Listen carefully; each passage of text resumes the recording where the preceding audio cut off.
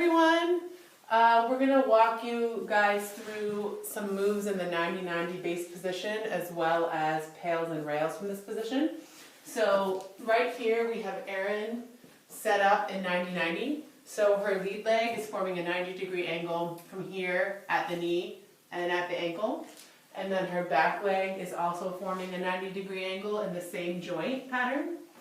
So what she's going to do now is move into a static stretch.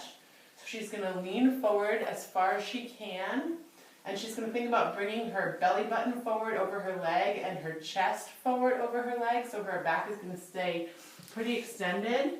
And she's also going to think about bringing this right hip around, and she should feel the stretch in the back of her lead leg hip. So pretty much whatever leg's leading, you're going to feel the stretch in your butt on that side. She's just going to hold this position.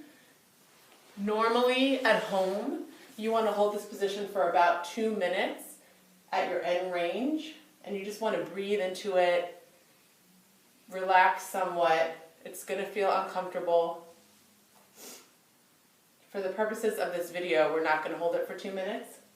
We're going to move into pails and rails.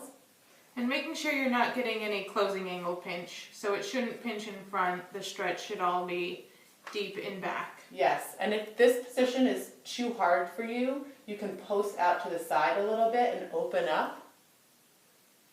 And as you get more mobile in your hip, you can get yourself more towards your own midline. Your end range goal is to get if your left leg is forward, your left shoulder in line with your left knee, dragging your belly button forward over that front leg, yep. Keeping your chest up.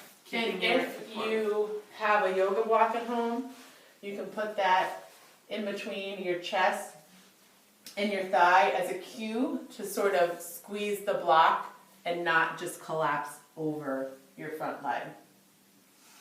Okay, so going into pails and rails, we're going to work on this front leg. You're going to take a breath in and irradiate through your body. So you're going to try to tighten, create tension through your whole body, tension through your back leg, through your back foot, arms.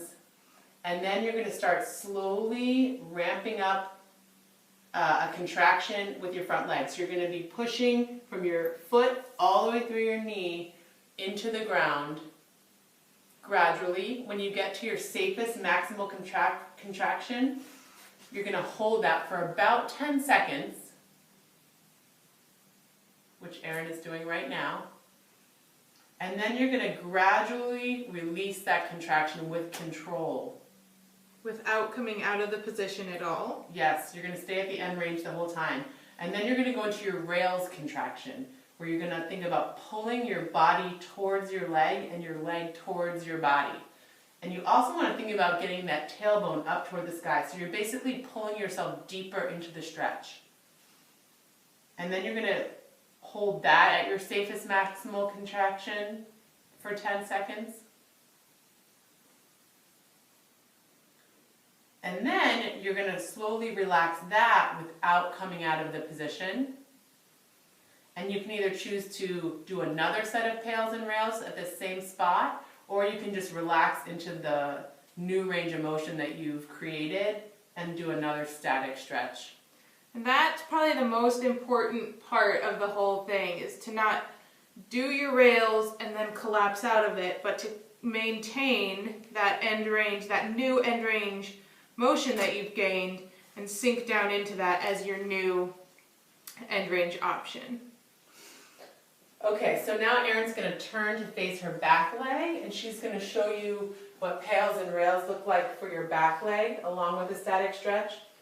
So in this case, again, you want to watch out for feeling pinching in the front of your hip here. If that is the case, you can post back a little bit and open up, because you want to still feel the stretch more in the back of your hip joint. Kind of through the back here.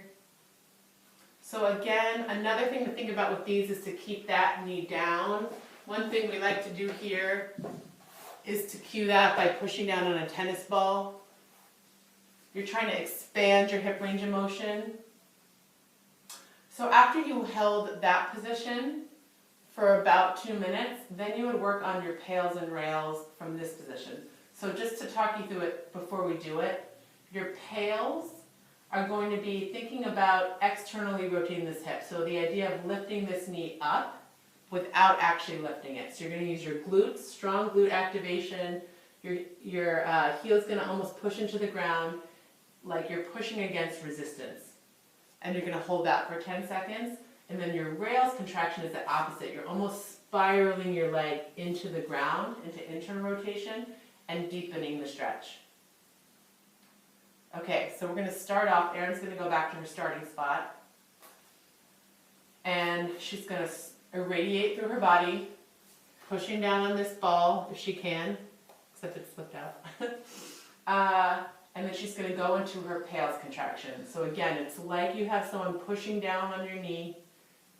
You're creating extra tension through that lateral hip, holding at your safest maximal contraction for 10 seconds before slowly relaxing with control and going into that rails contraction, which is internally rotating the hip and using all the muscles needed to do that.